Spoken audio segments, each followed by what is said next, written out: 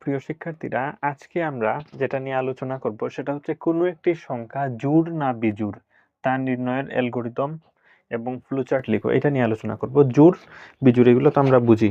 জোড় মানে 2, 4, 6, 8, 10 এগুলো হচ্ছে কি জোড়। আর বিজোড় মানে কি 1, 3, 5, 7, 9, 11 এগুলা কি, এগুলো হচ্ছে বিজোড়। তো একটা সংখ্যা, এটা তো ধরো আমরা দেখে বুঝতে পারতেছি যে 2, 4, 6, 8, 10 আমরা দেখে তো বুঝতে পারতেছি যে এগুলো আসলে কি জোড়। আর এগুলা হচ্ছে 1, 3, 5, 7, 9, 11 এগুলা হচ্ছে কি বিজোড়। তো কম্পিউটার তো আসলে এগুলা বুঝে না, ঠিক আছে? কম্পিউটার কি এগুলা বুঝে কোনগুলা জোড়? তার তো ফিলিংস নাই, তাকে তো শেখাতে হবে। সে এগুলা যোগ বিয়োগ গুণ ভাগ এগুলা করে সে বুঝবে, ঠিক আছে? ভাগ করে আসলে এখানে বুঝবে সে, এমনিতে দেখে বুঝবে না, ঠিক আছে? তো আমরা তাকে বুঝাবো, ভাগের মাধ্যমে বুঝাবো যে কোন সংখ্যা জোড় কোন সংখ্যা বিজোড়। তো এটার বলছে যে অ্যালগরিদম এবং ফ্লোচার্ট লেখার জন্য। তো আমরা শুরু করি অ্যালগরিদম ফ্লোচার্ট।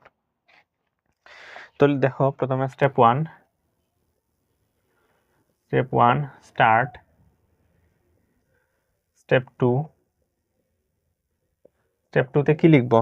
ইনপুট, একটা নাম্বার ইনপুট নিব। নাম্বার ইনপুট নেওয়ার পরে তো সেটা দেখবো। ধরো 12 ইনপুট নিলাম, ঠিক আছে? 12 ইনপুট নেওয়ার পরে তারপরে কম্পিউটার সেটাকে হিসাব করে দেখবে যে এটা কি জোড় না বিজোড়। তাইলে যে এই যে 12 যে নিলাম, মানে কিবোর্ডে যে চাপ দিলাম, এই চাপ দেওয়াটার নাম কি? চাপ দেওয়াটার নাম হচ্ছে ইনপুট।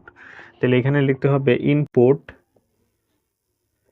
নাম্বার, ঠিক আছে? নাম লিখলাম, নাম্বারকে সংক্ষেপে নাম লিখলাম, মানে নাম নামে একটা ভেরিয়েবল নিলাম। নাম নামে এক ভেরিয়েবল নিয়ে এর ভিতর এই নাম্বারটা রাখবো। নাম লিখতে পারো অথবা কি লিখতে পারো, এ লিখতে পারো। আমরা ABCD দিয়ে যে করি, ঠিক আছে? তো নাম্বারই নেই, সুন্দর, এটা সহজ। মানে নাম্বার মানে একটা সংখ্যা বোঝাচ্ছে। NUM ইনপুট নাম্বার নিলাম, ঠিক আছে? নাম্বার নিলাম ইনপুট। এই নাম্বারের অধীনে আমরা তথ্য নিব। ধরো 12 নিব নাম্বারের অধীনে, ঠিক আছে? 12 নিয়ে তারপরে দেখব যে এই সরাসরি তো আমরা জানি যে 12, 13, 14, 15 বা 1, 2 এখানে লেখা যায় না। এখানে ABCD বা NUM বা Z এগুলা লিখতে হয়, ঠিক আছে? তাহলে ইনপুট আমরা নিলাম নাম্বার। এখন স্টেপ 3 তে কি দিব? স্টেপ 3 তে আমরা শর্ত দিব এখন। ইফ নাম্বার মডুলাস 2 সমান সমান যদি 0 হয়। নাম্বার মডুলাস 2 মানে কি? এই যে চিহ্নটা, এটা মানে হচ্ছে মডুলাস, ঠিক আছে? এর মানে হচ্ছে ভাগশেষ। এই চিহ্ন দ্বারা কি বের করে? ভাগশেষ। এই ভাগশেষের মানটা আর এই ডিজিটটা, এই দুইটা যদি সমান হয়, এটা এই ডাবল সমান দ্বারা কি বোঝানো হচ্ছে যে এর মানটা হচ্ছে 0, ডান পাশের মানটাও হচ্ছে 0। মানে এই ডান পাশের মানটা আর বাম পাশের মানটা সমান। তো ডান পাশের মান কি 0 দিয়ে দিছি, তাহলে এইটাকেও 0 হতে হবে। যদি 0 হয়, ইয়েস, যদি 0 হয় তাহলে কি হবে? Print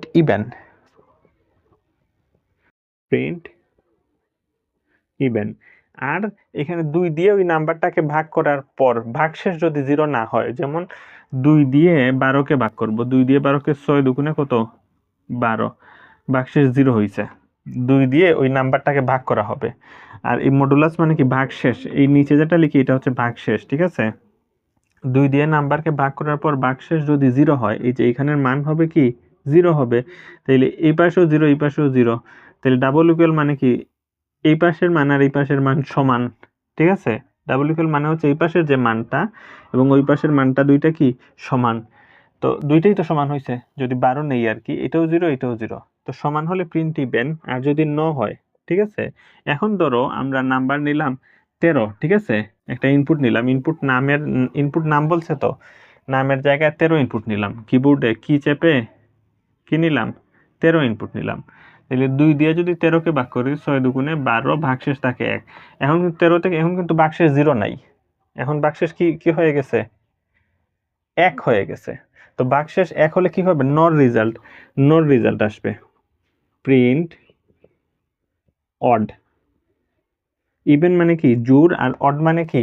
বেজোড়।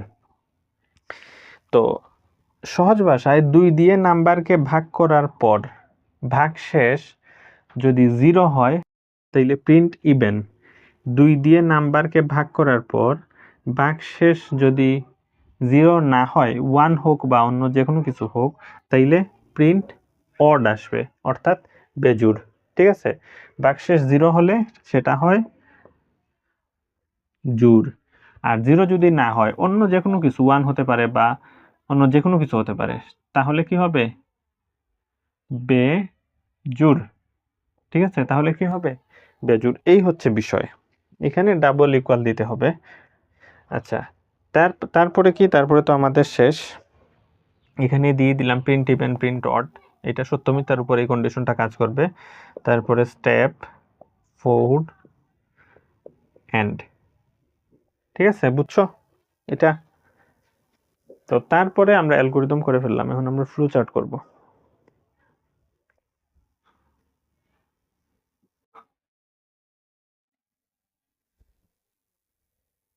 Flow chart, flow chart. তো দেখো আমরা শুরু করতেছি। স্টার্ট, শুরুটা ডিম্বাকৃতি দিতে হয়। তারপরে ইনপুট, ইনপুট কি নিব? নাম,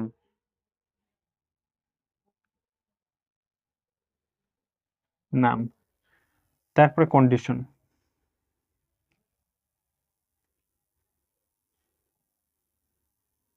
ইফ নাম্বার মডুলাস 2 সমান সমান যদি 0 হয়, 2 দিয়ে নাম্বারকে ভাগ করার পর, 2 দিয়ে নাম্বারকে ভাগ করার পর যদি মানটা 0 হয়, এটার এই মানটা কি হয়?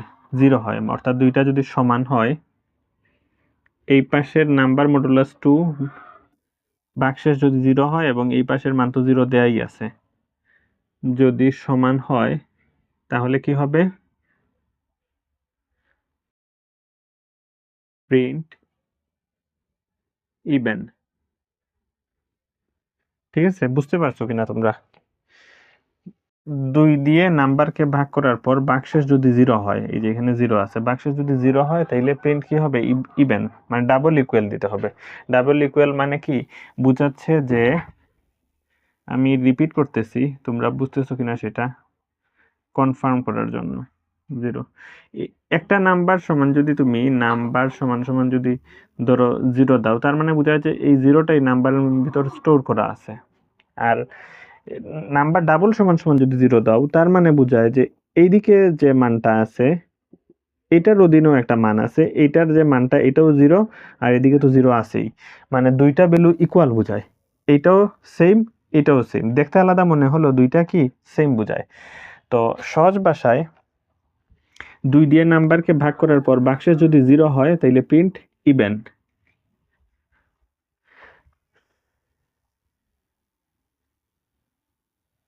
Print even. আর যদি 0 না হয়, প্রিন্ট অড। ঠিক আছে, অড মানে হচ্ছে বেজোড়। তারপরে তো আর শেষ, প্রিন্ট ইভেন দিয়ে দিলাম, প্রিন্ট অড দিয়ে দিলাম, তারপরে শেষ করে দিব সংযোগ চিহ্ন দিয়ে। এইখানে ইনস্ট্রাকশন চিহ্নগুলো দিয়ে দিই আমরা।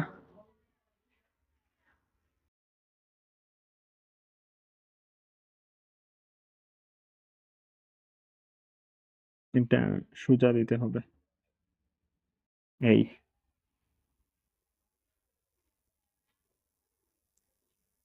এই আমাদের শেষ হয়ে গেল। ঠিক আছে, তো এই ছিল আমাদের কোনো সংখ্যা একটা ইনপুট নেওয়ার পর সেই সংখ্যা জোড় না বেজোড় তা নির্ণয়ের অ্যালগরিদম এবং ফ্লোচার্ট লিখো, এই আমরা লিখে ফেললাম।